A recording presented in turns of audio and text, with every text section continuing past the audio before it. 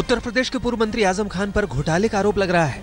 जहां शिया धर्मगुरु कल्वे जवाद ने वक्फ बोर्ड की जमीन में हेराफेरी का इल्जाम जड़ा है, वहीं यूपी के मंत्री मोहसिन रजा ने मंत्रालय के काम में गड़बड़ियों का आरोप लगाया है। कल्वे जवाद ने कहा है कि आजम ईमानदार होते तो वक्फ बोर्ड में 400 करोड़ का घोटाला कैसे होता। कल्वे जवाद ने घोटाले की सीबीआई जांच की मांग की है। मोहसिन रजा ने भी अफसरों को आजम खान पर जांच का आदेश दिया है। जाहिर सबकी बुनियाद खुद आजम खान है और जो असल में जिनकी वजह से सारी बेईमानियां हुई, वरना अगर ये ईमानदार होते तो वक्फ बोर्ड में बेईमानियां नहीं हो सकती थी। अरबों अरबों रुपए के औकाफ जो है वो डिलीट किए गए, अरबों औकाफ जो बेचे गए। तो ये बहुत बड़ा इशू निकल कर आया है। मुझे लगता है कि 10 सालों का बड़ा जबरदस्त भ्रष्टाचार है और मुझे तो बड़ा अफसोस हुआ देखकर कि पिछली सरकारों में जो भी मंत्री रहे उनको इस देखना चाहिए था, उनकी जिम्मेदारी थी। मैं जांच कर रहा हूं, मुझे लगता है कि बहुत सारे नाम आएंगे इसमें। उत्तर प्रदेश में मीट कारोबारियों की हड़ताल खत्म हो गई है। मुख्यमंत्री योगी आदित्यनाथ से मुलाकात के बाद कारोबारियों ने हड़ताल वापस लेने का ऐलान किया है। सरकार ने मीट कारोबारियों को भरोसा दिया है कि जाति धर्म देखकर पुलिस कार्रवाई नहीं करेगी। सरकार से आश्वासन मिलने के बाद मीट कारोबारियों की एसोसिएशन ने नियम कानून के साथ कारोबार करने और काम पर लौटने की अपील की। हम लोग ये अपील करेंगे कि अपने कारोबार को बिल्कुल ढंग से चलाएं, उसको गलत तरीके से चलाने की कोशिश न करें। जहां सरकार की गलतियां वो उसको सरकार ठीक करेगी, जो हमारी गलतियां वो हम ठीक करेंगे।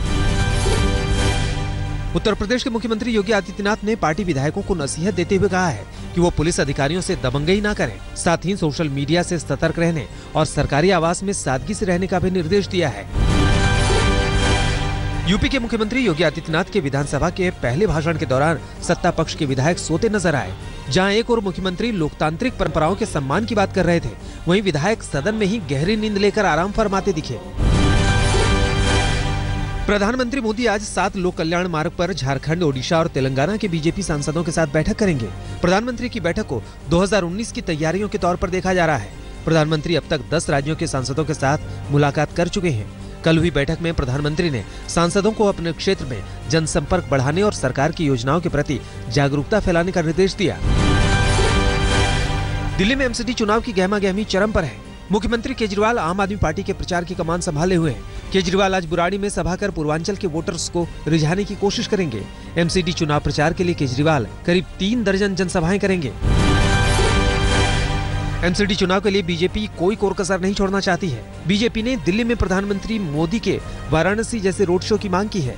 बीजेपी अध्यक्ष अमित शाह को इस मार्फत अर्जी भी भेजी गई है। हालांकि उन्होंने अभी तक इस पर फैसला नहीं लिया है। एमसीडी चुनाव के लिए बीजेपी आज उम्मीदवारों की फाइनल लिस्ट जारी कर सकती है। मैराथन बैठकों के बाद टिकटों पर ऐलान की संभावना है। उधर कांग्रेस भी आज उम्मीदवारों पर मुहर लगा सकती है।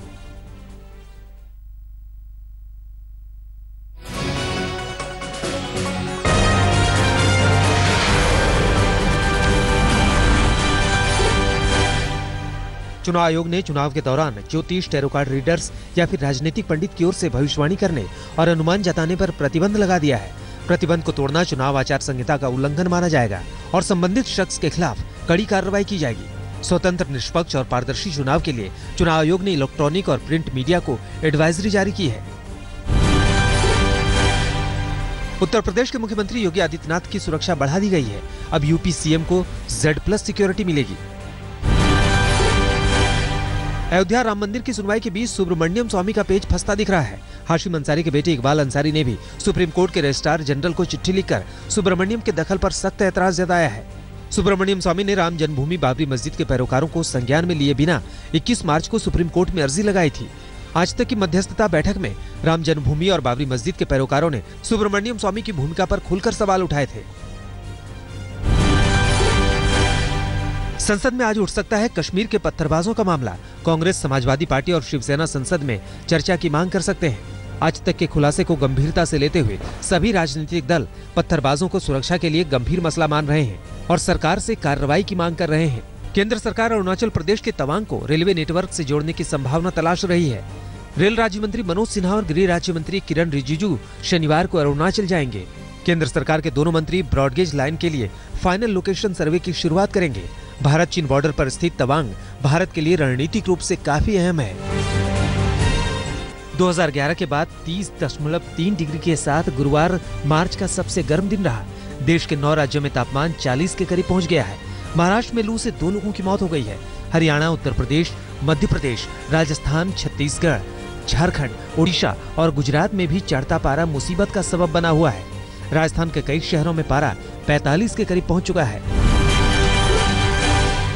दिल्ली के जंतर मंतर पर तमिलनाडु के किसानों का धरना 18वें दिन भी जारी है। आपदा राहत पैकेज की मांग को लेकर किसान मुंह पर पट्टी बांधकर प्रदर्शन कर रहे हैं। आज कनिमोझी और कई कांग्रेसी नेता भी किसानों के धरने में शामिल हो सकते हैं। संसद में भी तमिलनाडु के किसानों के मुद्दे पर प्रदर्शन हो सकता है। जम्मू कश्मीर में रहने वाले सिख समुदाय में अल्पसंख्यक दर्जे की मांग जोर पकड़ती जा रही है। सिख समुदाय के नेताओं ने विरोध प्रदर्शन का ऐलान किया है। साथ ही महबूबा सरकार पर वादा खिलाफी का भी आरोप लगाया है। हरियाणा के झज्जर जिले के गांव की महिलाओं ने परीक्षा में नकल रोकने का जिम्मा उठाया है। 7 मार्च से शुरू हुई परीक्षाओं में महिलाएं लगातार परीक्षा केंद्र के बाहर ड्यूटी दे रही हैं। आलम यह है कि जहां हजारों नकल के मामले सामने आते थे, अब नकल का महज एक मामला बना है। महाराष्ट्र की एक इलेक्ट्रॉनिक कंपनी ने कर्मचारियों का हौसला बढ़ाने के लिए अनोखी मिसाल पेश की है। कंपनी ने अपने 12 सर्वश्रेष्ठ कर्मचारियों को एक कार तोहफे में दी है। 1 अप्रैल से BS3 मानकों वाली गाड़ियों के रजिस्ट्रेशन पर रोक से मार्केट में हड़कंप मच गया है। स्टॉक खाली करने के लिए शोरूम में डिस्काउंट की होड़ लग गई है। गाड़ियों में 20 से 25 हजार तक छूट के ऑफर दिए जा रहे हैं।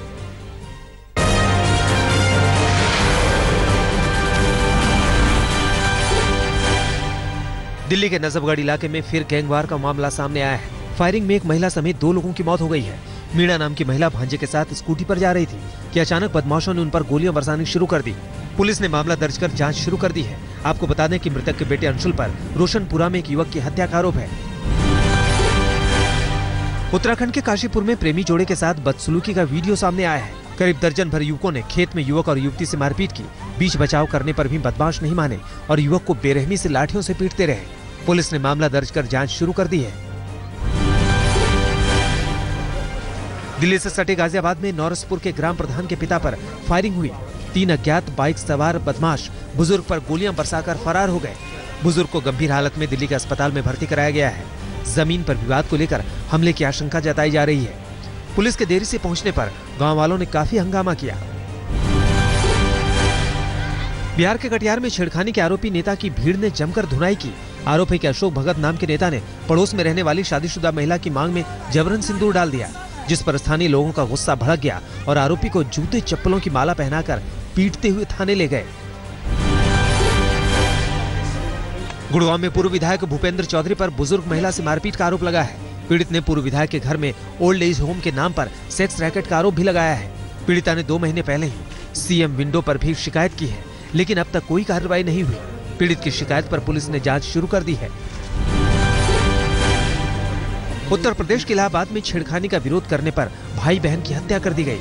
गांव में कुछ मनचले लड़की से छेड़खानी कर रहे थे। जब लड़की ने भाई को मदद के लिए बुलाया तो मनचलों ने पहले भाई बहन के साथ मारपीट की और फिर दोनों को कुएं में ढकेलकर भाग गए। उत्तर प्रदेश के लखीमपुर खीरी में बीच सड़क मारुति कार में आग लगने से हड़कंप मच गया। हादसे के वक्त एक मैकेनिक कार के पिछले हिस्से में वेल्डिंग का काम कर रहा था। कार के LPG किट में चिंगारी लगने से अचानक आग भड़क गई और देखते ही देखते पूरी कार जलकर खाक हो गई। हादसे में किसी के हताहत होने की खबर नहीं है। महाराष्ट्र के अकोला जिले में सस्ती गांव में कृषि केंद्र में भीषण आग लगने से लाखों का नुकसान हो गया। कृषि केंद्र में गैस सिलेंडर फटने से भीषण आग लग गई, जिससे खाद, कीटनाशक और दवाएं खाक हो गई। 5 घंटों की मशक्कत के बाद आग पर काबू पाया जा सका।